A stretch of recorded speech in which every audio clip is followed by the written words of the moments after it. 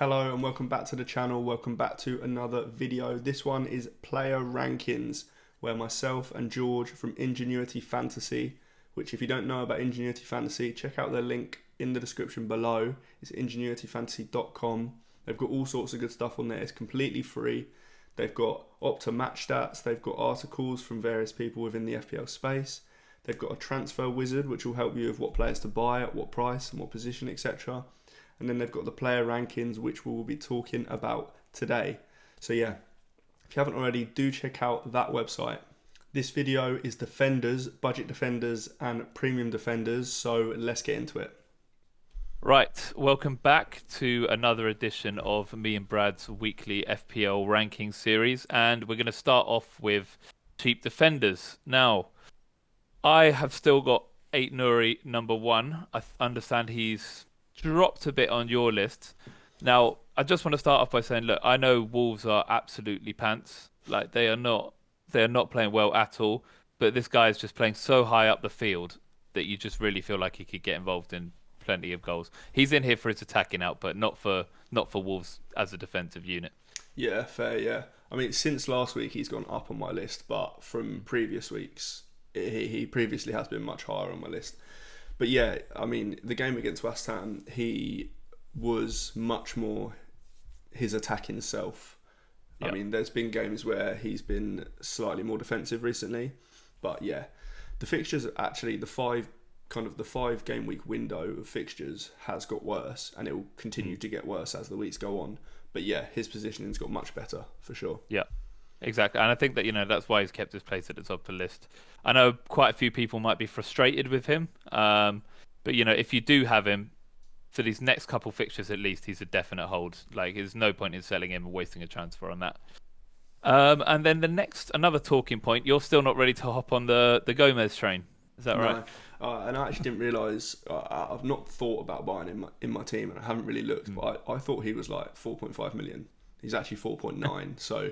Yeah. That also doesn't help. But yeah, he is clearly the first choice replacement for Konate, but I still don't think that means he gets all the games. I still think we will see Kwanzaa play a game or two, and that for me means that Gomez isn't as high. Yeah, and I completely get it. I just think I subscribe very heavily to the idea that Kwanzaa is absolutely rubbish.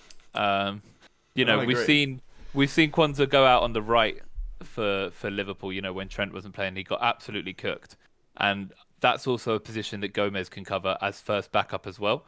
So I think between, resting Trent and, the fact he plays centre-back or right-back and, can even fill in at left-back if need be, I just think Gomez sees enough minutes to make it worth it. I think Kwanzaa's just not playing at a level right now that commands minutes, and so I do just think we'll see plenty of Gomez moving forward. And we know how good Liverpool's defensive unit is. They've got Alisson coming back as well, so there's I think a couple of clean sheets on the horizon for sure. Yeah, I mean, the point about him being used at right back is quite a good point, just because we've heard Slot say that Trent isn't going to play every single minute in the league, so that is relevant. But yeah, it was weird. I thought that Kwanzaa played at right back when he came on for Trent. I think it was the other day. That was a bit of an interesting one. But then, like you say, it didn't go that well. So maybe we see that switch around again. But yeah, I get your points. Yeah, I feel like they probably learnt their lesson. They learnt their lesson about Kwanzaa. I mean, they should learn their lesson about Kwanzaa anyway. I'm just not that in on him at all. And then another point. So Udogie, I remember you had Udogie in your list a couple of weeks ago, and you've now taken him out. But I think, Spurs' fixtures that they got coming up, they've got Southampton this week, and then in 3, 4 and 5, they've got Forest, Wolves and Newcastle. I think those are fixtures that, are quite exciting. I know Spurs do ship goals, but even in the Chelsea game, we see Udogie getting forward quite a lot as well, which has been slightly more encouraging. So I just think, he is a potentially good option there, and definitely a differential option, but it's mainly dictated on fixtures because I'm aware that Spurs are quite leaky. Yeah, I don't hate him, to be fair. He'd be quite close to my top 10. He's not in it, but he would be fairly close, don't get me wrong. But I just really don't trust Spurs. We've seen kind of recently how they almost do better in the harder games, or Yeah. this season they have anyway. They lost against Ipswich, they lost against Palace. They gave both of their teams their first win of the season. To be fair, Yeah. and then they go and perform well at City, and I just it doesn't make sense, which is why I Yeah. don't really, I can't get on board with the I doggy think for the that reason. problem is, I think they've scored so many goals. I think they've still scored the second most goals in the Prem, but because of the high line they press, the high line they play, it's coming at the cost of also conceding loads of goals. So it's very, it's very unattractive to own a Spurs defender just because, clean sheets are just few and far between. But, I do think if we see them even get slightly more defensive, I do think there is value there. But yeah, as you say, the high line and their leakiness at the back is just it's quite a big steer clear at the moment. Um, so yeah, I mean, I think that pretty much wraps it up for cheap defenders. I mean, we're pretty much aligned on everything else in that sense. Maybe we mentioned Aina creeping back in. Forest fixtures have started to turn a little bit better, and we know how many points they can put up. Like they are actually a good defensive unit. So if you were considering getting in a couple of Forest assets, because they have proven that they can produce in the past, now is the time to start thinking about it. Maybe not the time to start actioning it, but definitely entering your radar because their fixtures are only going to get better and better. Yeah, they are better. Yeah, and this is the first time Ina's been in my list, my budget defender list. Yeah, so I do agree. They had obviously that City fixture. They've just had a few tough fixtures, which are now mostly behind them. So yeah, I agree. I think we are now back in the realm of getting all Forest players back into our team. To be fair. Yeah, couldn't agree more. And so now, premium defenders. Now, I have finally bit the bullet and put Trent at number one. I just think, Liverpool just are a really solid defensive unit. And in terms of what I rank as most important, in terms of how good a defender is, I think the unit you play in is the most important one. We saw that with Arsenal last year. We saw it with Liverpool this year. But he started getting involved going forward again. He's got a couple of returns the other day.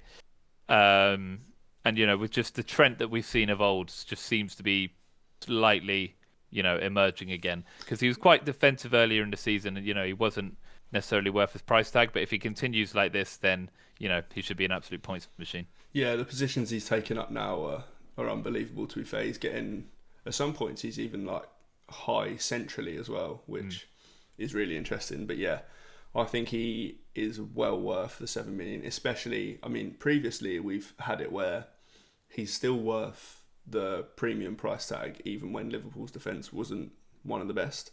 Yeah. Now he's just definitely worth it. That Liverpool defence, like you say, is pretty strong. And they've got Alisson coming back, so it's only going to get even stronger. Exactly. Yeah. For me, he's definitely top. Yeah, can agree more. And then also, I mean, we've kept it normal with the next couple of people's Arsenal's attackers. Oh, sorry, I mean defenders. And then I've got Porro coming in at 6. So again, what we alluded to with the doggy, they do have some nice fixtures coming up, and Porro is only 6 for me, not because of, as we say before, any sort of clean sheet potential, even though they do have good fixtures, but when they are playing, slightly worse teams and apparently Man City, this guy just likes to bomb forward. We've seen it last year. We've seen it. He is addicted to bombing down the right, getting in the box, getting shots off, and I think that sort of attacking potential against those fixtures just means that he slides up the list for me. Yeah, I get that he's a fixtures play, to be fair, and that's why he is in my list, albeit there isn't loads of premium defenders to choose from anyway.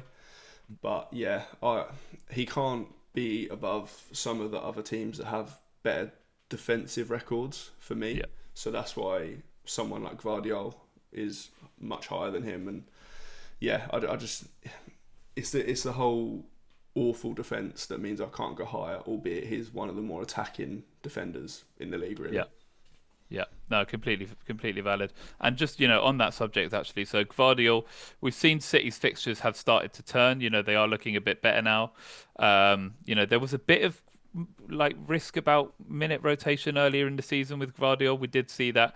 But when he plays, and especially with some of the injuries they've got now, he's going to be pretty much nailed. They've got decent fixtures coming up, and it's hard to see City not turning it around to some degree.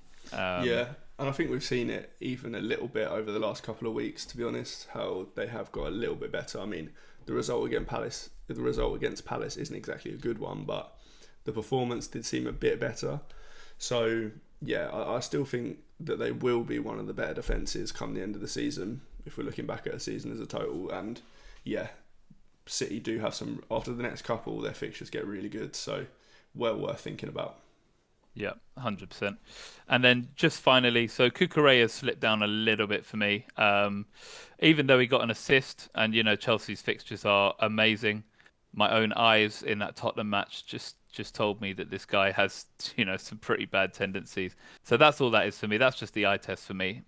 Almost not even fantasy relevant, but I just have a feeling that he's just a bit mistake prone, and for whatever reason, I just can't buy into him for that reason. Fair, yeah. I mean, for me, the reason that I've got him higher than you now, which Yep. is interesting. But the Yeah. reason for that for me is that he is now more nailed than I thought he was when you had him higher. If that makes sense. Yeah. Just because what they seem to be doing with Caicedo at right back and then inverting, and that seems to be working really well. And Cucurella is kind of needed almost for that. Yeah. It also does Yep. mean that he's not necessarily going to be getting that far forward all the time, but sometimes he will, which is enough, to be honest, in that Chelsea team. Yeah. 100%. So yeah, that pretty much rounds out our defenders segment. So yeah, like we've mentioned before, let us know what you think of the lists. And yeah, we'll see you for midfielders. And that is all for this one. If you like the video, make sure you hit like, make sure you subscribe. Do check out ingenuityfantasy.com. The link is in the description if you want to look at the match stats from Opta, the player rankings that we've discussed today, the articles from various different people in the FPL space, and then the transfer wizard for who to buy. If you like this one, do subscribe, and we'll see you in the next one.